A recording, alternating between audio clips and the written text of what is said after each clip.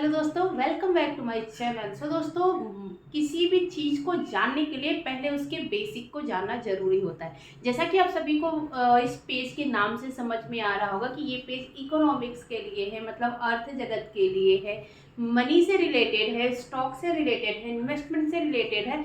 तो इसके ऊपर हमें क्या चाहिए? बेसिक नॉलेज चाहिए होगा। हमें बेसिक नॉलेज जब तक नहीं होगा हम किसी चीज़ को नहीं सीख पाएंगे। तो कुछ दिनों तक मैं आप लोगों को ट्यूटोरियल दूंगी बेसिक नॉलेज की, जिससे आपकी नॉलेज डेवलप हो सके और आप जो है कि अगर फ्यूचर में सेविंग्स, इन्वेस्टमेंट या फिर कोई भी फंडामेंटल आप यूज करना चाहो तो बेसिक्स आपका क्लियर हो। तो जैसे कि हम कोई भी चीज़ अगर पैसे के लिए कुछ कर रहे हैं, मनी के लिए कुछ कर रहे हैं, तो हमें कुछ ना कुछ करना पड़ता है। ठीक है, अगर हम मनी की बात करते हैं तो मनी अर्निंग के लिए भी हमें कुछ करना पड़ेगा, या तो सेल करना पड़ेगा, या फिर मतलब कि हमें फिजिकल वर्क करना पड़ता है, या फिर मेंटल वर्क करना पड़ता है। मतलब हम कुछ वर्क करके देते हैं तो उसके एक्सचेंज में हमें क्या मिलता है? मनी मिलता है। ठीक है, और मनी कमाने के बहुत सारे साधन होते हैं।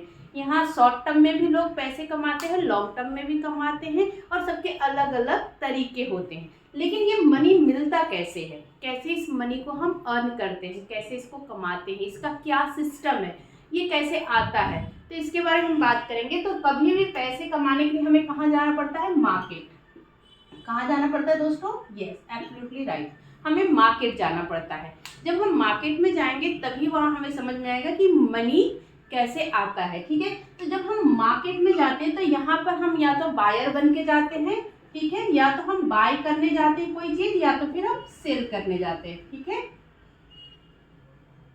या तो हम सेल करने जाते हैं। ठीक है, या तो हम बाय करने जाते हैं या सेल करने जाते हैं।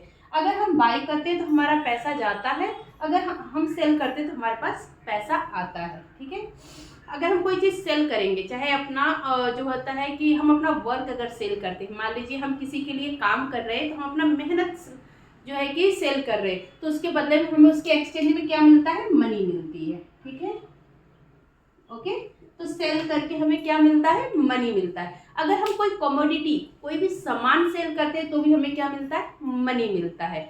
जो बायर होता है, ये बायर जो होता है ये लॉन्ग टर्म विजन लेकर रहता है। ठीक है, ये आपसे क्या करवाता है? आपसे अगर मान लीजिए काम कर रहा है, आपके आपके मेहनत को ये बाई कर रहा है, आपके वर्क को, आपके टाइम को अगर ये बाई कर रहा है तो उसके बदले में आपको क्या दे रहा है? मनी दे रहा है। लेकिन इसको भी कहीं ना कहीं से मनी मिल रहा होगा, मतलब कहीं ना कहीं से इसको भी पैसा, फाइनेंस आ रहा होगा। आपसे इसने बाय किया तो इसने भी कहीं ना कहीं कुछ सेल किया होगा। ठीक है, या फिर फ्यूचर में सेल करेगा। ठीक है, तो अगर दो लोग जैसे बायर और सेलर एक जगह पे जहाँ पे मिलते हैं उसको हम क्या कहते हैं? मार्केट कहते हैं। ठीक है, ये कॉन्सेप्ट तो क्लियर हो गया कि मार्केट, अगर कोई पूछे कि मार्केट क्या होता है, तो जहाँ पे बायर और सेलर दोनों एक जगह पे मिलते हैं, अपनी कमोडिटीज या फिर अपने किसी भी चीज़ को एक्सचेंज करते हैं एक दूसरे से, और उसके बदले में उनको मनी प्रोवाइड किया जाता है, तो वो क्या हो जाता है? मार्केट हो जाता है। मनी क्या होता है? किसी भी काम को करने पर जो आपको पैसे मिलते हैं वो मनी होता है, चाहे वो किसी भी तरीके से आपको मिले हो। चाहे आप किसी कमोडिटी को सेल करके पा रहे हो, या फिर अपने श्रम को सेल करके पा रहे हो, या अपने स्किल को सेल करके पा रहे हो, या फिर कोई भी स्टॉक को आप सेल करके पा रहे हो। ठीक है, तो मनी और मार्केट हमने जाना है। अब इसको हम और अच्छे से जानेंगे। ठीक है दोस्तों, तो बी कंटिन्यू, हम कंटिन्यू इसको और आगे अच्छे से जानेंगे। तो मार्केट तो हम समझ लिए, अब हम मार्केट को थोड़ा और अच्छे से समझते हैं। ठीक है, जो मार्केट होता है उसको कई भागों में मतलब कि वो डिवाइड किया जाता है। ठीक है, मार्केट को कई भागों में डिवाइड किया जाता है। तो यहाँ पर हम दो पार्ट में डिवाइड करते हैं। एक होता है जो हमारा मार्केट होता है, मतलब प्लेस, जो प्लेस कहीं हो जहाँ पे हमें मार्केट मिलता है। ठीक है, एक हो गया प्लेस, दूसरा हो गया टाइम। ठीक है, मतलब कि मार्केट में इन दोनों का बहुत ज्यादा इंपॉर्टेंट है। ये दोनों चीज बहुत ज्यादा इंपॉर्टेंट रोल निभाते हैं। क्या? एक तो प्लेस, दूसरा टाइम। एक सही जगह, किसी भी चीज को बाई और सेल करने के लिए एक सही पर्टिकुलर जगह होना चाहिए और एक पर्टिकुलर टाइम होना चाहिए। अगर आपने टाइम पर उस चीज को नहीं लिया या नहीं बेचा तो उसका यूज आपके लिए नहीं रह जाएगा। इस चीज को आप ध्यान में रखिएगा। ठीक है, तो प्लेस की अगर हम बात करते हैं तो यहाँ पर इस प्लेस को हम तीन भागों में डिवाइड करेंगे। ठीक है, तीन भागों में डिवाइड करेंगे। तो तीन भागों में इसको डिवाइड कैसे किया जाता है? एक तो होता है लोकल मार्केट। ठीक है, जो हमारे नियर बाई में हर किसी के पास में मिल जाता है। ठीक है, इसको हम 3 भाग में अगर डिवाइड करते हैं तो एक होता है लोकल मार्केट। ठीक है दोस्तों, फिर दूसरा अगर हम बात करें तो होता है नेशनल मार्केट। ठीक है, और तीसरा अगर हम बात करते हैं तो ये होता है इंटरनेशनल मार्केट।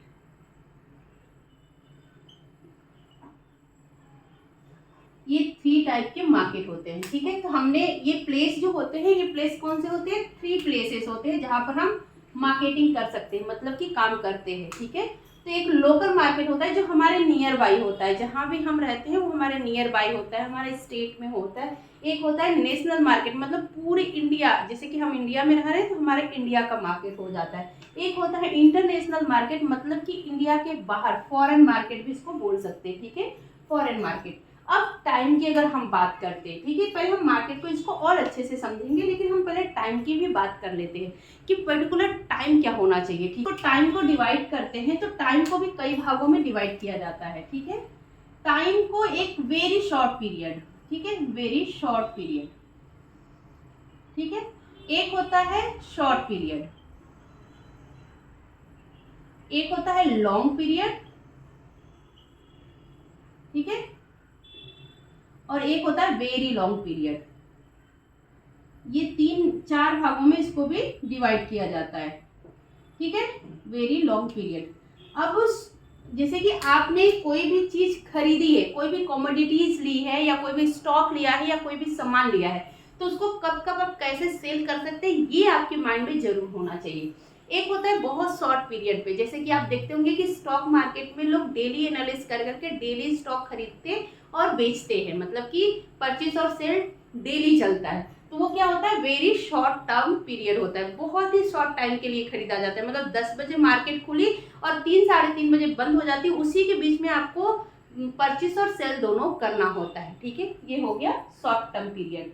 अगर हम वेरी शॉर्ट टर्म पीरियड हो गया और शॉर्ट टर्म पीरियड की बात करते हैं, मतलब कुछ समय के लिए, कुछ समय के लिए आप उस कमोडिटीज को, उस प्रोडक्ट को, उस चीज को आप अपने पास रखते हो, फिर बाद में उसको सेल करते हो। फिर लॉन्ग पीरियड के लिए, मतलब बहुत लंबे समय के लिए आप कोई सामान रख सकते हो, फिर उसको आप सेल करते हो। और एक होता है वेरी लॉन्ग टाइम, मतलब बहुत ज़्यादा समय के लिए आपने किसी चीज़ को परचेज करके रखा हुआ है अपने पास और उसको बाद में आप सेल करते हो। एग्जाम्पल अगर हम ऐसे नॉर्मल एग्जाम्पल देते हैं तो वेरी शॉर्ट टर्म में, जैसे कि मिल्क हो गया, वेजिटेबल्स हो गया, इसको हम क्या कर सकते हैं, बहुत लॉन्ग टर्म के लिए स्टॉक करके नहीं रख सकते, इसको जल्दी से जल्दी हमें ख़त्म करना होता है, सेल करना होगा। अगर एक मार्केट वाला है, एक सब्जी वाला है और अपने सब्जियों को लॉन्ग टर्म के लिए रखेगा तो उसकी सब्जियां खराब हो जाएंगी, उसको लॉस हो जाएगा। इसी तरह वेरी शॉर्ट टर्म के लिए वो होता है। ठीक है, तो वो उसकी कुछ ही दिन उसके एक्सपायरी ऑफ डेट होते हैं, तो उसको उतने ही समय में बेचना होता है। शॉर्ट टर्म की अगर हम बात करते हैं तो शॉर्ट टर्म में जैसे कि आ जाते हैं क्लॉथ आ गए, शूज आ गए, ये भी शॉर्ट टर्म होता है, मतलब कुछ दिनों, कुछ महीनों तक ही यूज कर सकते हैं। फिर लॉन्ग पीरियड की अगर हम बात करते हैं तो गेहूं हो गया, चावल हो गया, ये सारे ऐसे प्रोडक्ट हैं जो आपके सालों तक चलते हैं, मतलब लॉन्ग पीरियड तक चलते हैं। अब वहीं में वेरी लॉन्ग टाइम की अगर बात आ गई तो चेयर है, सोफा है, लैंड है, ऐसे कुछ प्रोडक्ट है, ऐसे कुछ कमोडिटी है जो कि बहुत लॉन्ग टर्म तक चलते हैं। तो ये क्या हो गए, बहुत लॉन्ग टर्म तक आपके साथ काम कर रहे हैं, मतलब कि बहुत लॉन्ग टर्म तक है। इसको हम इन्वेस्टमेंट के थ्रू भी समझेंगे कि इन्वेस्टमेंट में short term, long term, very short term क्या होता है। लेकिन पहले अभी हम आपको ये समझा रहे हैं कि कोई भी चीज़ को बाई और सेल करने का 4 पर्टिकुलर टाइम होता है जिसमें आपको सेल करना चाहिए। एक तो वेरी शॉर्ट टर्म, एक शॉर्ट टर्म, एक लॉन्ग टर्म पीरियड और एक वेरी लॉन्ग टर्म पीरियड। ठीक है, इतनी बात आपको समझ में आ गई। फिर हमने मार्केट के बारे में बताया कि हमें सबसे पहले प्लेस चूज करने आना चाहिए कि किस प्लेस पर आप अपना मार्केट रखना चाहते हो, किस मार्केट में आप अपना प्लेस जो है कि चुनना चाहते हो, चूज करना चाहते हो। लोकल मार्केट, क्या आप लोकल मार्केट में सामान खरीदना, गुड्स सेल और परचेज करना चाहते हो, या फिर आप जो है कि इंटरनेशनल मार्केट में सेल और परचेज करना चाहते हो, या आप नेशनल मार्केट में सेल और परचेज करना चाहते हो।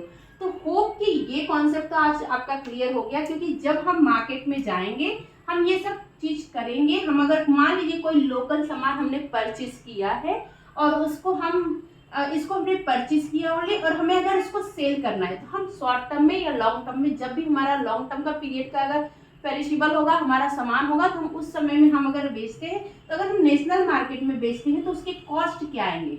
जैसे कि हमने इसको खरीदा कहाँ, लोकल मार्केट में। अगर मान लीजिए लोकल मार्केट में हमने 10 रुपए के खरीदा और उसको हम नेशनल मार्केट में बेचना चाहते हैं, मतलब मान लीजिए मैंने महाराष्ट्र में खरीदा है और उसको मैं पंजाब में बेचना चाहती हूँ, तो हमारा उसके साथ क्या जुड़ जाएगा, कॉस्ट और जुड़ जाएंगे। क्या जुड़ जाएंगे, फेयर जुड़ जाएंगे, मतलब यहाँ से वहां तक का कॉस्ट जुड़ जाएगा। मान लीजिए 10 रुपये का हमने कोई सामान खरीदा है, उसका 5 रुपये कॉस्ट हो गया वहां तक पहुंचने के लिए, तो हमें इस नेशनल मार्केट में उस सामान की प्राइस कम से कम 18 रुपीज हम रखेंगे, तब जाके हमें क्या होगा, प्रॉफिट होगा। लेकिन यही लोकल मार्केट से हमने खरीद करके यही कहीं लोकल मार्केट में हमने 10 का सामान अगर 12 में बेच देते हैं तो भी हमें प्रॉफिट होता है। क्यों, क्योंकि हमने ये शॉर्ट टर्म में खरीदा, 10 रुपए की चीज खरीदी, 12 रुपए में वहीं थोड़े लोकल मार्केट में ही सेल कर दिया, तो और इसको हम बार बार कर सकते हैं, क्योंकि यहाँ से यहाँ जाने में जो टाइम ऑफ ड्यूरेशन जाता है उसके भी चार्जेस लग जाते हैं। अगर वैसे ही अगर हम लोकल मार्केट से कोई चीज 10 रुपीज का खरीदते हैं और चाहते हैं कि वो हमारा इंटरनेशनल मार्केट में सेल हो, ठीक है, अगर हम उसको इंटरनेशनल मार्केट में भेजना चाहते हैं तो यहाँ पर क्या लग जाएगा, एक्सपोर्ट होना, ठीक है, एक्सपोर्ट होना स्टार्ट हो जाएगा।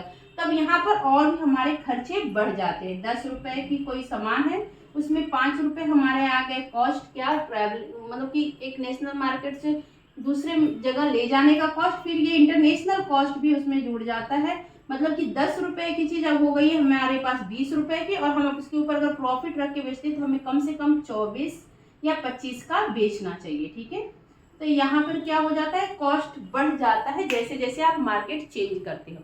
अगर आप इंटरनेशनली करते हो तो इंटरनेशनली भी वैसे होता है, आप नेशनल करते हो तो नेशनल भी वैसा होता है, लोकल में भी यही होता है कि इंसान जब कोई चीज़ खरीदता है तो उसके ऊपर आने वाले हर एक खर्चे को जोड़ करके थोड़ा प्रॉफिट रख करके फिर उसको सेल करता है। अगर हम स्टॉक मार्केट की बात करें, अगर इसी में अगर हम स्टॉक मार्केट की बात करें कि इंसान एक दिन में मान लीजिए एक स्टॉक खरीदता है जिसकी प्राइस होती है 100 रुपीज़, फिर वो शॉर्ट टर्म में, वेरी शॉर्ट टर्म में है, अगर वो इवनिंग तक 99 रुपीज़ हो गया तो क्या हो गया, उसके जो कैपिटल मनी है उसमें से 1 रुपीज़ माइनस हो जाते हैं उसके, ठीक है, 100 में से माइनस हो गए तो कितना बचे, उसके 1 रुपीज़ उसको लॉस में चला गया। लेकिन यही 100 का अगर उसने खरीदा है और वो 110 में चला गया तो उसको क्या होता है, 10 रुपीज़ का प्रॉफिट हो जाता है, ठीक है। तो ये सब भी चीज़ मैं आपको पढ़ाऊंगी। तो आज हमने बस ये जाना है कि किसी भी मार्केट में हम जाते हैं जब, तो हमें कौन मिलता है, बायर और सेलर मिलते हैं। मार्केट कितने टाइप्स के होते हैं, 3 टाइप के मार्केट होते हैं, लोकल, नेशनल और इंटरनेशनल। टाइम ऑफ ड्यूरेशन क्या होती है किसी भी चीज़ को परचेस और सेल करने की, तो एक वेरी शॉर्ट पीरियड होता है, एक शॉर्ट पीरियड होता है, एक लॉन्ग पीरियड होता है, एक वेरी लॉन्ग पीरियड होता है। तो होप यू ऑल अंडरस्टैंड। मिलेंगे नेक्स्ट वीडियो में, तब तक के लिए धन्यवाद।